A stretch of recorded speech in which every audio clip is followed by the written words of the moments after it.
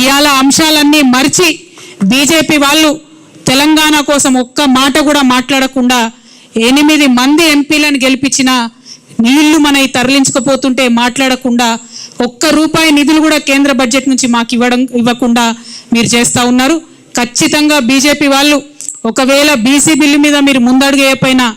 గోదావరి జలాలలో మన వాటాను కాపాడకపోయినా మళ్ళీ తెలంగాణ జాగృతి పవర్ ఏందో ఖచ్చితంగా చూపిస్తాం అని చెప్పి ఈ సందర్భంగా తెలియజేస్తూ, మరి ఇన్ని రోజులు అనేకమైన అంశాల మీద పోరాటం చేసినటువంటి జాగృతి సంస్థ ఇంకా పెద్ద ఎత్తున విస్తరించుకొని తెలంగాణ ప్రజల దీవెనలతోని ముందుకు వెళ్తామని ఈ సందర్భంగా తెలియజేస్తూ, మరి మేము కొత్త ఆఫీస్ ఇక్కడ ఏర్పాటు చేసుకున్న సందర్భంగా తెలంగాణ తల్లులందరి దీవెన కూడా మాకు ఉండాలని చెప్పి, తెలంగాణ అన్నదమ్ములందరి యొక్క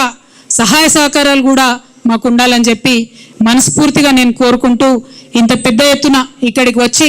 మా ఆఫీస్ని సందర్శించి మాకు చేయూతనిచ్చినటువంటి మీడియా మిత్రులందరికీ కూడా మనస్ఫూర్తిగా నేను ధన్యవాదాలు తెలియజేస్తూ, మరి మా మహాధర్నా యొక్క పోస్టర్ని కూడా ఇప్పుడు